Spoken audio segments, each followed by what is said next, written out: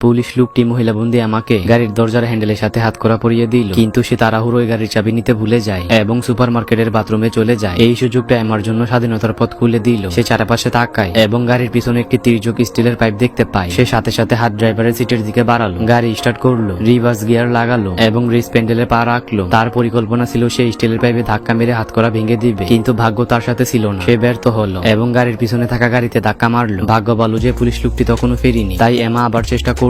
এবার দরজার হ্যান্ডেলটি পাইপে ঠিক ধাক্কা মারলো। কিছুটা কাজ হলো, কিন্তু সে ব্রেক করতে ভুলে গেল। ফলস্বরূপ পুলিশের গাড়ি সোজা সামনের গাড়িকে ধাক্কা মারলো। ইতিমধ্যে পরিস্থিতি খারাপ হয়ে গিয়েছিল। গাড়িটি জাহাজের কিনারা থেকে পিছলে সমুদ্রের দিকে গড়াতে লাগলো। সে হাত করা খোলার চেষ্টা করলো, কিন্তু সেটা তখনও শক্তভাবে বাঁধা ছিল। এবং সমস্যা হলো যে পুলিশ লোকটি প্রায় ফিরে আসছিল। এমা জানতো যে এখন সময় খুব কম। সে আবার গাড়ি স্টার্ট করলো এবং আরো একবার চেষ্টা করলো। এবার সব দ্রুত ঘটলো। দরজার হ্যান্ডেলটি আলগা হয়ে গিয়েছিল, কিন্তু তখনই জোরে আওয়াজে পুলিশের লোকটির মনোযোগ আকর্ষণ করলো। সে দৌড়ে ফিরে এলো। এমা সাথে সাথে দরজা এবং জানালা লক করে দিল, কিন্তু এতে সে থামলো না। সে জোর করে গাড়ির জানালায় ঘুষি মারলো। এখন এমার কাছে ভাবারও সময় ছিল না। সে সোজা গাড়িটিকে সমুদ্রের দিকে ঘুরিয়ে দিল, কিন্তু সেই পুলিশ লোকটি তেমন কম জিদি ছিল না। সে কোনো মতে গাড়িতে প্রবেশ করতে সক্ষম হলো। কয়েক সেকেন্ডের মধ্যেই দুইজন এবং গাড়ি তিনটি সমুদ্রে পড়ে যায়। পানি ভেতরে ঢুকতে লাগলো এবং গাড়ি ধীরে ধীরে নিচে ডুবে যেতে লাগলো। এমন পরিস্থিতিতে পুলিশ লোকটির বাধ্য হয়ে এমার হাত করা খুলে দিতে হলো, যাতে তার জীবন বাঁচানো যায়। হাত করা খোলার সাথে সাথে আমার সুযোগটা ধরলো। সে গাড়িতে পড়ে থাকা পুলিশ লোকটির বন্দুক তুলে নিল এবং সর্বশক্তি দিয়ে উপরের দিকে সাঁতার কাটতে লাগলো। পুলিশ লোকটি তার পিছনে ছিল, কিন্তু যেই না এমা পানির উপর ভাগে পৌঁছালো, সে বন্দুকের পিছনের অংশ দিয়ে পুলিশ লোকটিকে অজ্ঞান করে দিল। অবশেষে এমা সাঁতার কেটে তীরে পৌঁছালো।